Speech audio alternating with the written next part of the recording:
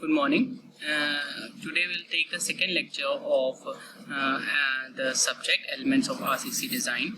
In the first lecture, we have studied about the course curriculum, about its syllabus in different units: Unit 1, Unit 2, Unit 3, and Unit 4, Unit 5. Today we'll start with Unit 1 and discuss what is RCC and what is the basic concept of reinforcement and steel, and what is the basic concept in designing.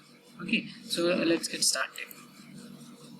So what are the content that I will include in the PPT is basic concept of reinforcement, concrete design, basic properties of steel, and properties of concrete.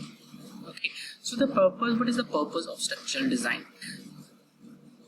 Any structure that is to be constructed, so let us suppose a beam that is to be constructed. What is the purpose of that structure?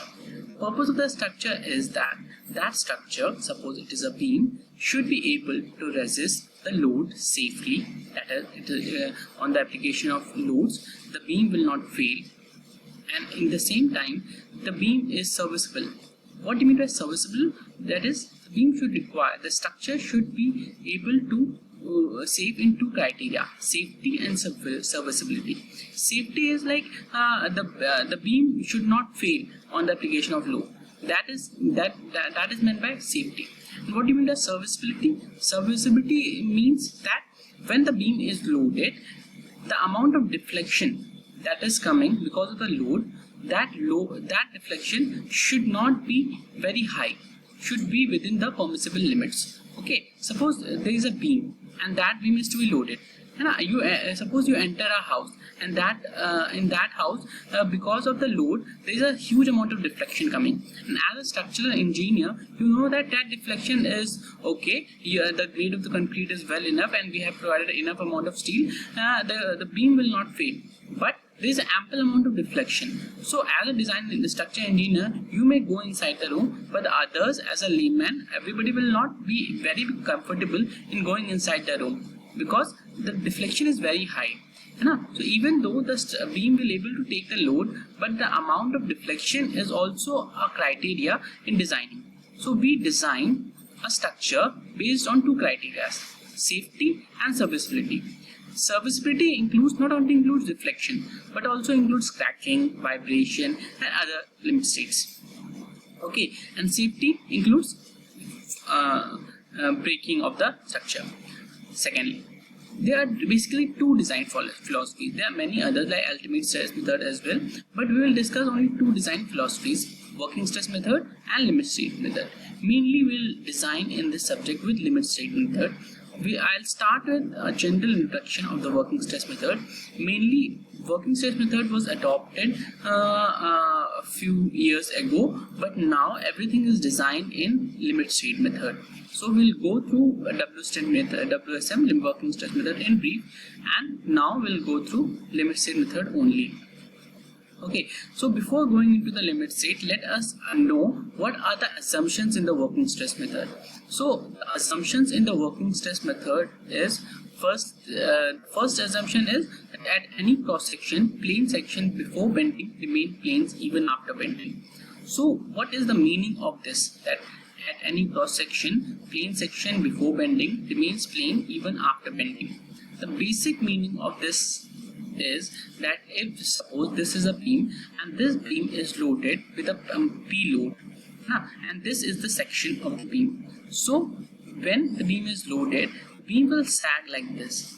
Okay, so when the beam is sagged, the top compression fibers will go from this point to this point. And the bottom compression fibers, top compression fibers will be in compression, and the bottom compression fibers will be in tension. So they will move this. So the strain that is coming, the strain in the top compression fiber, that is this point will be shifted to this, and this simultaneously this point will be shifted to this.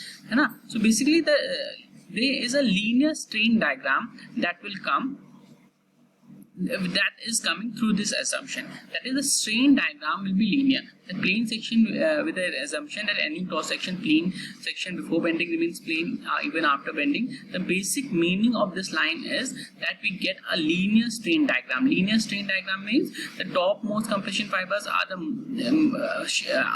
have the maximum amount of strain. Neutral axis at the center there is minimum strain, and again at the end at the tension zone there is a maximum strain. So there is a linear variation in the strain diagram. What is the next assumption? The next assumption is that all the tensile stresses are taken up by the reinforcement and none by concrete except or otherwise permitted. We assume that while designing through WSM that all the stresses are taken by the reinforcement only, and tensile stresses are taken by reinforcement and only, and none by concrete. Concrete is assumed to take only the compressive stresses. The stress-strain relationship of steel and concrete under working load is a straight line. This is the third assumption that we believe, that the stress-strain relationship, as we all know that Hooke's law, stress is directly proportional to strain. So under working stress method, we assume that the stress-strain relationship of steel and concrete under working load is a straight line. And the third point is that the modular ratio has been taken as 280/3 sigma CBC. The sigma CBC is the permissible compressive stress due to bending in Newton per mm square. We will talk about it later. What is modular ratio? What is the role of modular ratio in working stress method?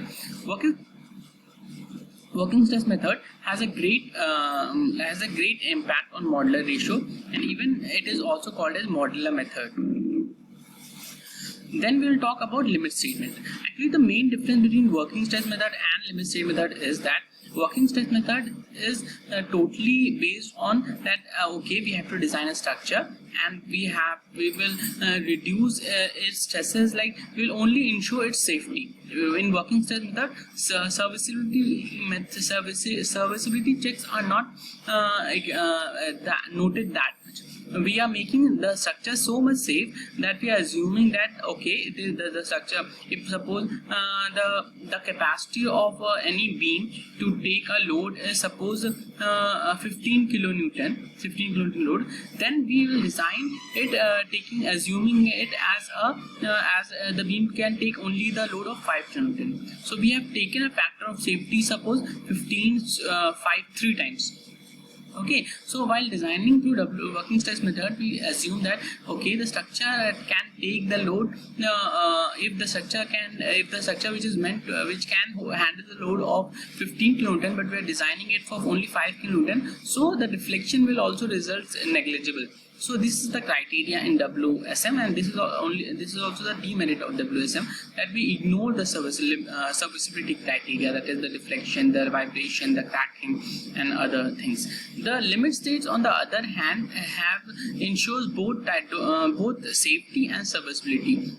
It provides limit states on all the different criteria. Limit states on load, we have factor of safety on load, partial safety factors on load, partial safety factors on deflections, and other. We have different criteria for limit state method, so include deflections and cracking, everything. So the aim of the design is to achieve acceptable probabilities that the structure will not become unfit for the use for it is intended.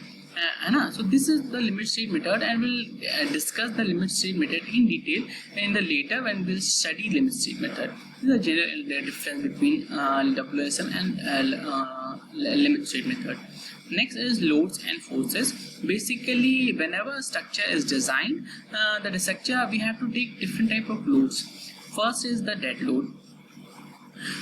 Dead load is the load of the structure itself. So in civil engineering, the load, the major amount of load that is to be considered is crucial for us is the dead load. The concrete load, suppose there is a big building that is to be constructed, so the uska load, that concrete load will be very high, as compared to its live load. That, like, suppose a bridge is to be constructed, so the load of the bridge, the load of the concrete, the load of the cables that is holding the bridge will be very high as compared to the cars and the trucks that are running on the bridge. So for the civil structures, the dead load is the main criteria which is to be designed. If the structure can withstand its own load, then it is said that it can withstand other loads as well. So basically, in designing, if we can design if the structure can withstand its own load, then it is called dead load. What is imposed load? Imposed load is like the load of the live loads, that the load that moves, that we human beings, load of chair, table, cars, in case of bridges, trucks, these are called imposed load. Wind load, if wind load occurs when the building is very high. So in case the building is very high, then wind load can occur in the building. So that depends on the building height. We have several codes, different codes for it. Then there are earthquake loads, shrinkage, creep temperatures, etc. These are different types of loads that we have to consider based in the designing. These loads, if they are given in the question, then it is well and good. Normally in your subject, these loads will be given. Okay, but if these loads are not given, then we have to take it from the IS code. So there is a separate IS code, IS 875 part 1 for dead loads, IS 875 part 2 for imposed load, IS 875 part 3 for wind loads, IS 875 part 4 for stone earth, and respectively. To counter the earthquake forces, there is a separate code, IS 1893, that accounts for the earthquake forces. For shrinkage, creep, and temperature effect, we have IS code IS 875 code. So this is the basic criteria while we design concrete. Okay, so let's go into the depth for concrete. So what is concrete? Concrete is a mixture of cement, sand, mortar, aggregate, that we all know. So concrete has a particular grade. Sometimes you have seen like concrete, the grade of concrete is written like M20 concrete. So what is M and what is 20? M is mixed and 20 is the characteristic strength of concrete. It is like M15 grade of concrete, M25 grade of concrete, M30. Concrete comes in a varied amount of grades starting from M5 to M100 approx, or 150 as well. It comes in a wide range. So for M stands for mix and 20 stands for characteristic strength. Okay, so what is mix? Mix are of two kinds: nominal mix and design mix. Nominal mix we do in terms of proportions, like what we as a layman we use 1, 2, 4 ka masala, or 1, 2, 1, 1.5, 3 mix, and 1, 1, 2 mix. These kind of mixes are which are based on volume, weight patching, that are basically nominal mix. But design mix is we follow a different procedure based on the grade of concrete, and then we know that okay, these mix will have this much particular portion of concrete, this much particular portion of cement, this much particular portion of water. So then if the mix is designed based on the strength, then it is called design mix. That design mix is generally created in the grade of when we demand a grade of concrete greater than M25 or M25. So what is characteristic strength?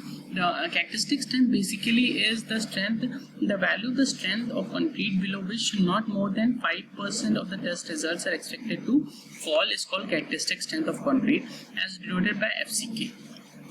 So what do you mean by that?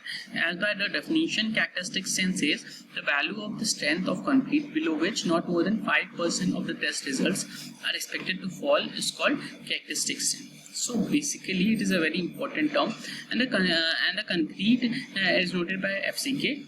FCK indicates compressive strength of concrete, strength measured at 28 days after casting. So basically the concrete attains its characteristic strength after 28 days.